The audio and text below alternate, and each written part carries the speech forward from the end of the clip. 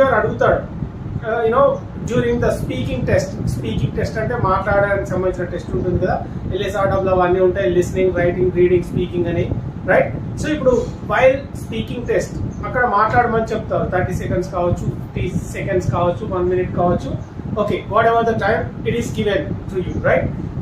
Okay, ఇక్కడ what do you like doing in your past time, లేకపోతే what do you like doing in your free time, లేకపోతే what are your hobbies, లేకపోతే what's your hobby, how long have you been practicing that?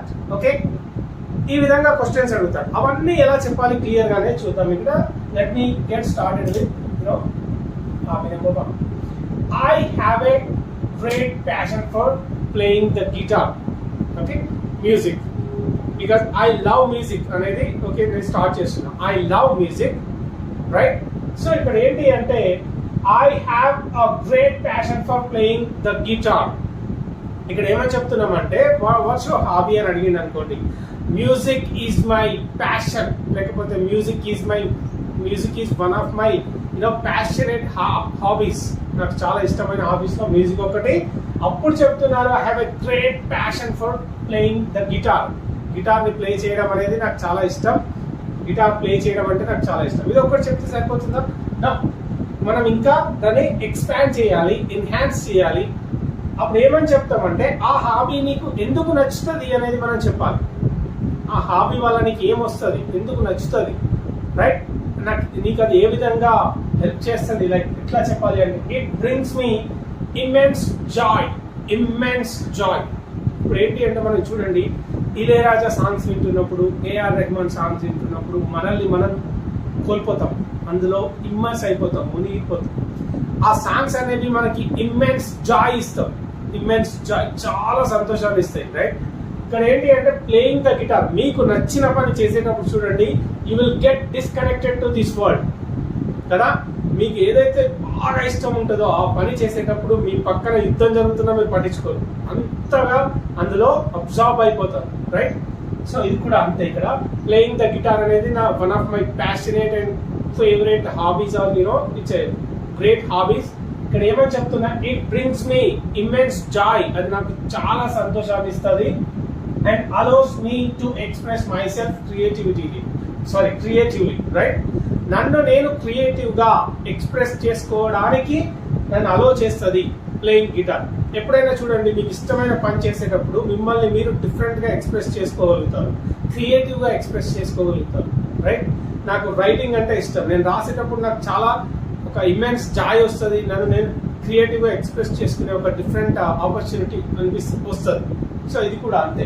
ఇక్కడ ఏం చెప్తున్నామంటే music is my hobby, లేకపోతే one of my hobbies, right? Well I love music, లేకపోతే I have a passion for music, whatever. తర్వాత ఏమని చెప్తున్నాం, I have a great passion for playing the guitar. Guitar play చేయడం అంటే నాకు చాలా ఇష్టం, because it gives me immense joy and allows me to express myself creatively. ఇట్లా చెప్తే ఎంత ఎఫెక్టివ్గా ఉందో చూడండి ఆన్సర్. ఇంకా ఉంది ఏంటి, whenever I pick up my guitar, ఎప్పుడైతే నా గిటార్ నా చేతిలోకి తీసుకుంటానో అప్పుడు నాకు ఎట్లా అనిపిస్తుంది అంటే I feel a sense of Tranquility and escape from the stresses of daily life. చూడండి మనకి ఎప్పుడు కూడా చిన్న బేబీని మనం తీసుకున్నప్పుడు ఒక ట్రాంక్విలిటీ ఉంటుంది మన మైండ్ లో. ఏ స్ట్రెస్ ఉన్నా కూడా ఆ బ్యూటిఫుల్ స్మైల్ అనేది ఏం చేస్తుంది, మనని ఈ స్ట్రెస్సెస్ అన్నిటి నుండి రిలీవ్ చేస్తుంది కదా. ఒక మనకి హార్ట్ కి నచ్చిన ఒక సాంగ్ ప్లే అవుతూ ఉంటుంది అనుకోకుండా, వావ్ అందులో మునిగిపోతాం. అది మనకి ఒక ట్రాంక్విలిటీ అంటే ప్రశాంతత, ఒక పీస్, ఒక కామ్, సైలెంట్ అయిపోతాం, ఒక కామ్ గా ఉంటుంది, శాంతతగా అనిపిస్తుంది, రైట్? ఒక beautiful smile from a cute baby కావచ్చు, లవ్లీ సాంగ్ ఫ్రమ్ ఇళయరాజా కావచ్చు, ఇవన్నీ కూడా మనల్ని చాలా మైండ్ ని పీస్ఫుల్ గా చేస్తాయి. And also they help us escape from daily life stresses. మనకి డైలీ లైఫ్ ఉండే స్ట్రెస్సెస్ ఏవైతే ఉంటాయో వాటిని మర్చిపోయేలా చేసి చాలా ప్రశాంతంగా ఉంచుతాయి. ఇదంతా కలిపి చెప్తే ఎట్లుంటే చూడండి, music is my music is one of my hobbies. I love listening to music and I love playing the guitar. I have a great passion for playing the guitar. It gives me immense joy and allows me to express creatively. Okay, whenever I pick my guitar, I feel the sense of tranquility and escape from the stresses of daily life. Inta chepte the interviewer will actually be blown away with your answer and you will get selected, of course. Kada? Let's go to the second one. Ikkada painting and drawing.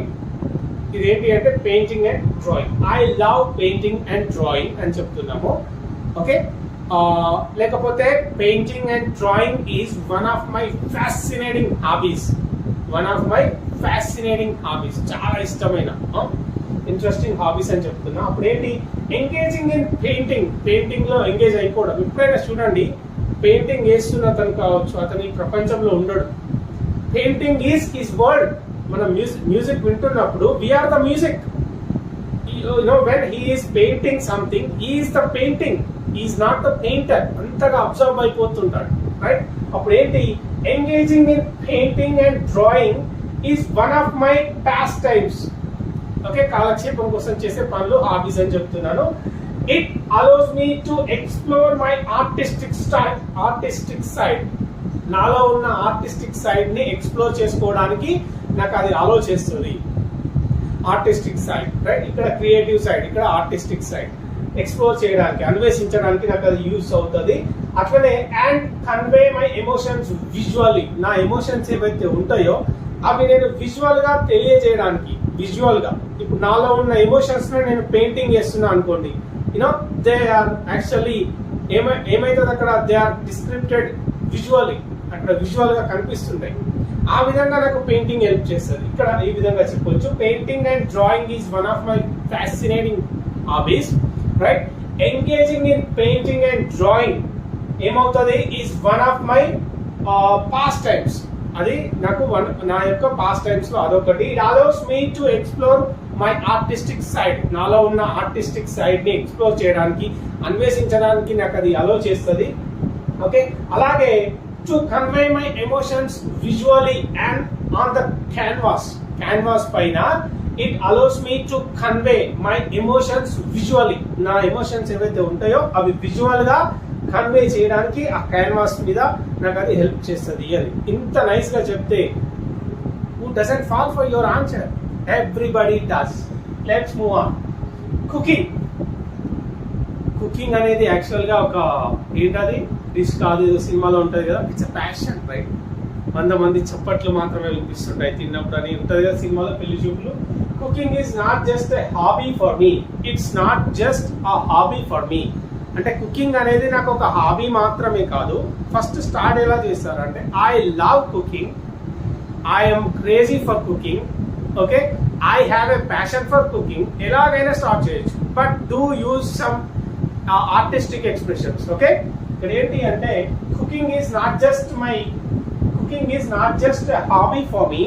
అది నాకు hobby మాత్రమే కాదు, it's a form of self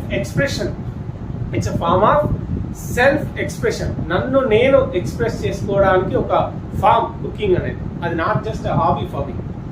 నన్ను express చేసుకోవడానికి, నన్ను నేను తెలియజేసుకోవడానికి, express చేసుకోవడానికి ఒక ఫామ్ అది. అండ్ ఏంటిది, క్రియేటివిటీ. అలాగే నాలో సృజనాత్మకత, క్రియేటివిటీ ఏదైతే ఉంటుందో అది, అలాగే సెల్ఫ్ ఎక్స్ప్రెషన్ గా కూడా ఇది యూజ్ అవుతుంది ఈ form. I enjoy experimenting with various flavours. చూడండి, అందులోనే ఉంది answer. I enjoy experimenting with various flavours. కొత్త ఫ్లేవర్స్ తో ఎక్స్పెరిమెంట్ చేయడం అనేది నేను ఎంజాయ్ చేస్తాను. I love cooking. Okay, I love cooking. It's not just a hobby for me. It's a form of self-expression and creativity. Okay, and I enjoy experimenting with different flavors, various flavors. చాలా రకరకాల flavours తో experimenting చేయడాన్ని నేను enjoy చేస్తాను while cooking. ఇక్కడ ఏంటి, and ingredients అంటే తెలుసు కదా, పదార్థాలు. Trying out new recipes and developing my signature dishes. ఇక్కడ చూడండి, సిగ్నేచర్ డిష్ అంటే మీకు మీరే తయారు చేసిన ఒక కొత్త డిష్ ఏదైతే ఉంటుందో అది మీరే చేయగలుగుతారు. అట్లా దాన్ని సిగ్నేచర్ డిష్ అంటాం. పుష్పాలో స్టైల్ ఉంటుంది కదా సిగ్నేచర్ స్టైల్, అది Allu Arjun signature style. Okay, ఈ విధంగా చెప్తుంటాం.